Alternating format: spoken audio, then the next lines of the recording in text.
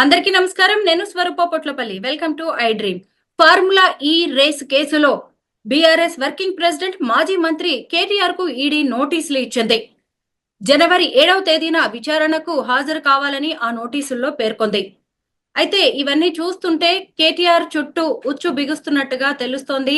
అంటే ఆయన అరెస్ట్ తప్పదా అనే ప్రశ్నలు కూడా తలెత్తుతున్నాయి. ప్రస్తుతం నాతో పాటు పొలిటికల్ అనలిస్ట్ వి ప్రకాష్ గారు ఉన్నారు. ఆయనతో మాట్లాడదాం. సార్ నమస్తే. నమస్తే అమ్మా.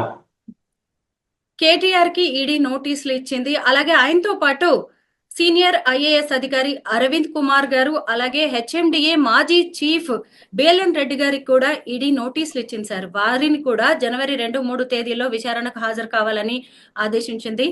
సరే, ఎలా ఉండబోతోంది ఒకవేళ ఈడీ విచారణకు కేటీఆర్ వెళ్తే పరిస్థితులేంటి? అంటే ఇది ప్యూర్లీ పొలిటికల్ అమ్మా. కేటీఆర్ గారిని హరాజ్ చేయడానికి, తర్వాత టిఆర్ఎస్ కు ఒక బ్యాడ్ నేమ్ తీసుకురావడానికి కేసీఆర్ ఫ్యామిలీకి కానీ బీఆర్ఎస్ పార్టీకి కానీ ఇది ఉద్దేశపూర్వకంగా బీజేపీ కేంద్ర ప్రభుత్వం చేస్తున్న కుట్ర ఇది.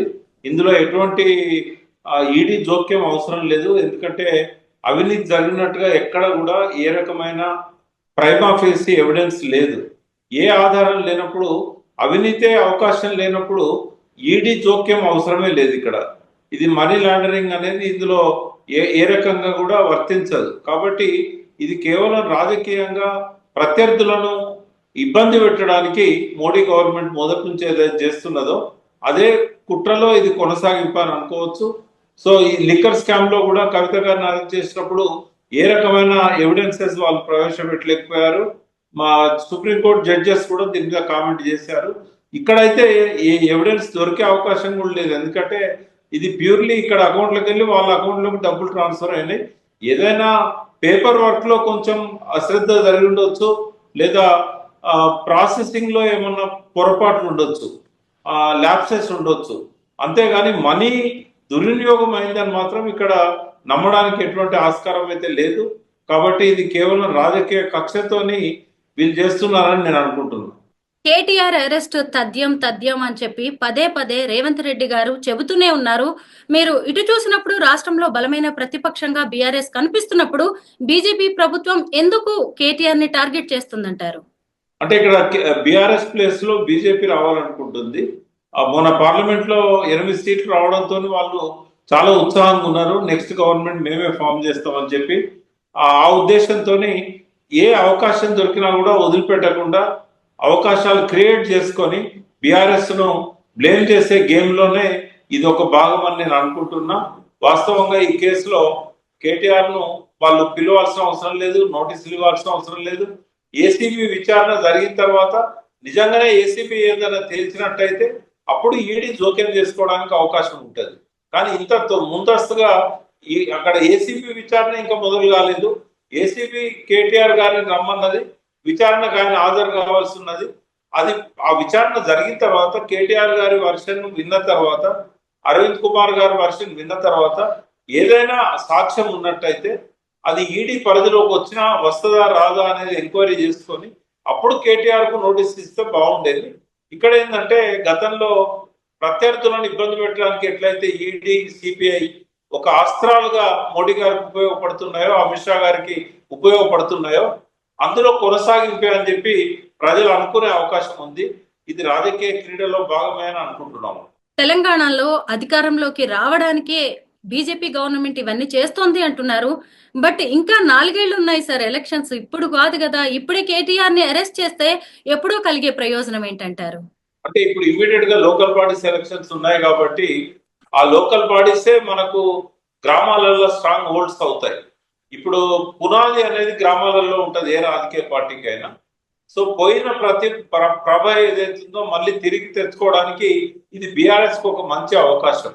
అయితే ఆ శత్రువును చావు దెబ్బ తీయాలి, మళ్ళీ లేవనీయొద్దు, పడిపోయిన దగ్గర మళ్ళీ ఎదగకుండా మళ్ళీ ఈ ఎమ్మెల్యే మన ఎంపీటీసీ, జెడ్పీటీసీ క్యాండిడేట్స్ గా, సర్పంచులుగా అక్కడ గ్రామాలలో మళ్ళీ ఎదగకూడదు, గెలవకూడదు, ఉనికి లేకుండా చేయాలనే ఆ తాపత్రయంలో భాగంగా ఆ కుటుంబం మీద కక్ష పెంచడానికి, ప్రజల్లో వ్యతిరేకత పెంచడానికి ఈ రకమైన నిర్ణయం తీసుకుందని మేము అనుకుంటున్నాం.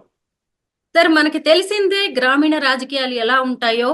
రూరల్ స్థాయిలో చూసినప్పుడు ఖచ్చితంగా లోకల్, రీజనల్ పార్టీస్‌కే మన ఓటర్స్ మొగ్గు చూపుతూ ఉంటారు. ఇవేమి ఎంపీ ఎలక్షన్స్ కాదు, పార్లమెంట్ ఎలక్షన్స్ కాదు బీజేపీ లాంటి పార్టీకి ఓటు వేయడానికి. అలాంటప్పుడు కేటీఆర్‌ని అరెస్ట్ చేస్తే అది సానుభూతిగా మారుతుందే తప్ప బీజేపీకి ఓటు బ్యాంక్‌గా మారే ఛాన్స్ ఉందంటారా?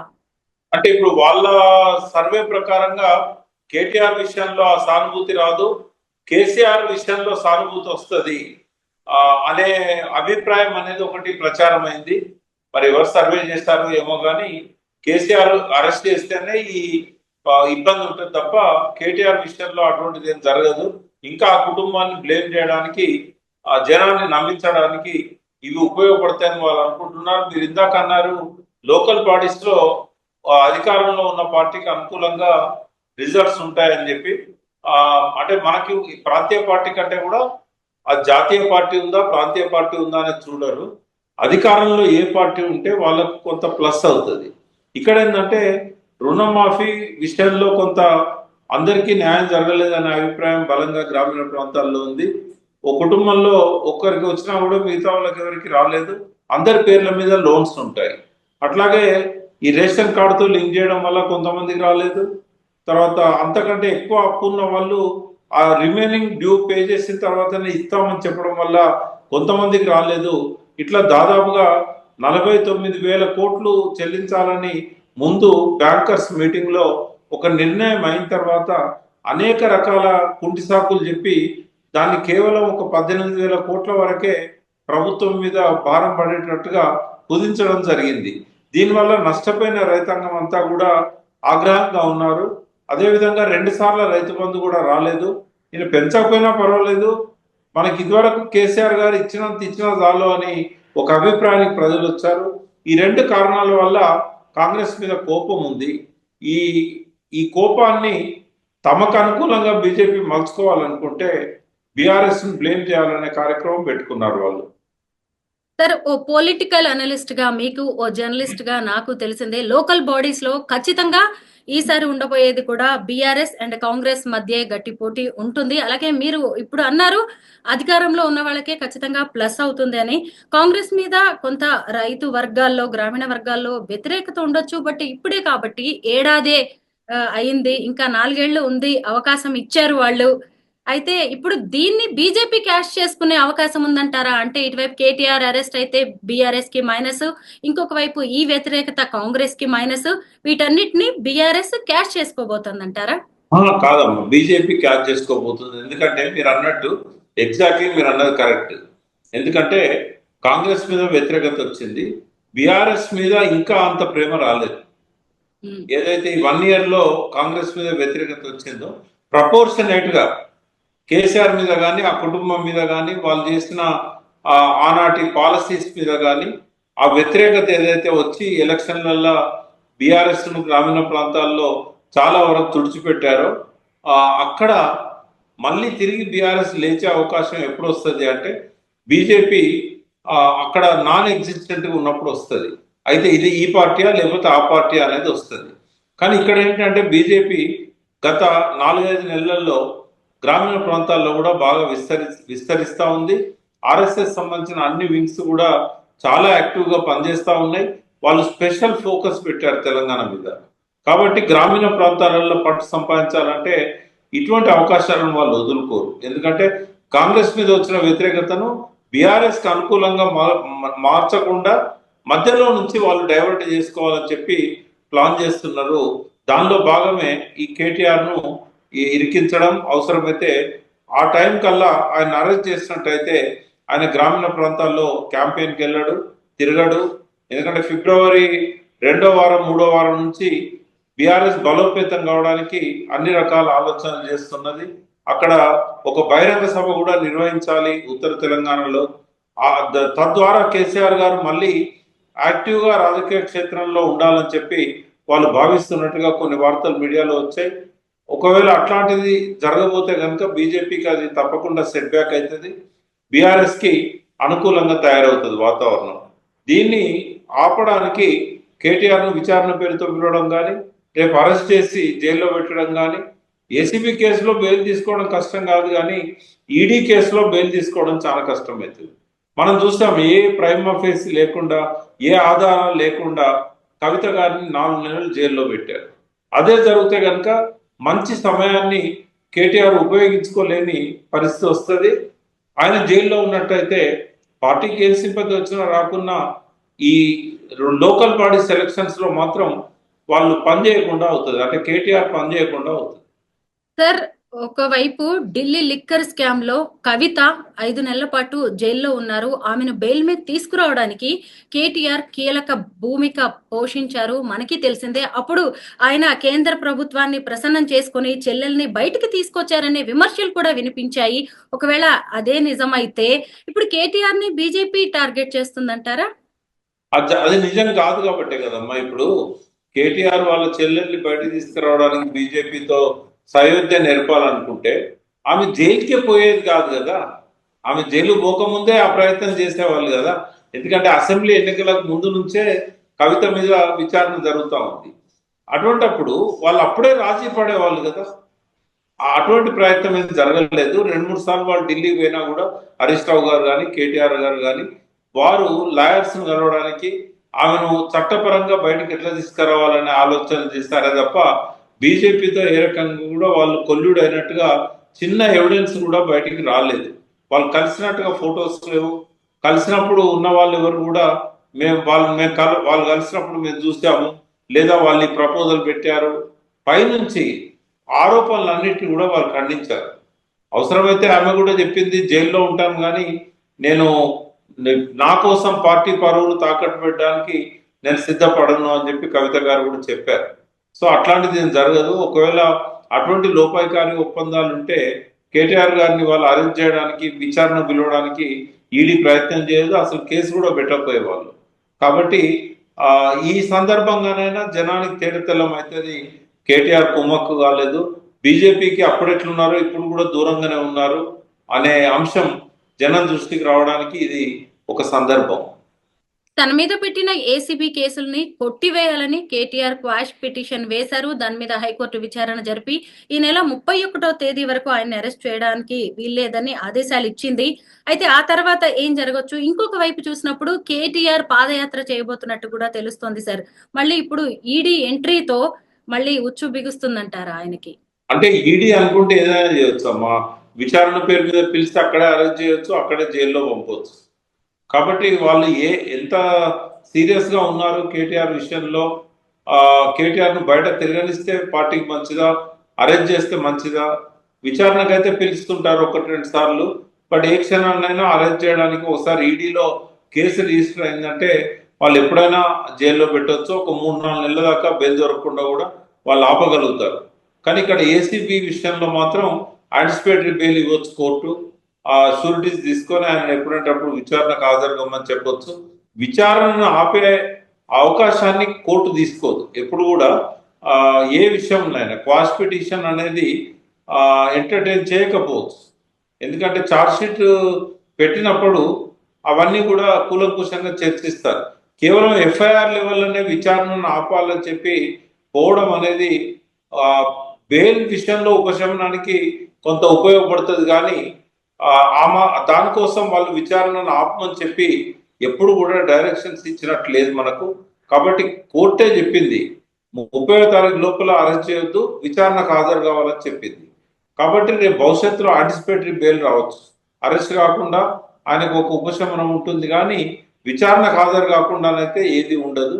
ఈడీ విషయంలో మాత్రం 50-50 ఛాన్సెస్ ఉన్నాయి.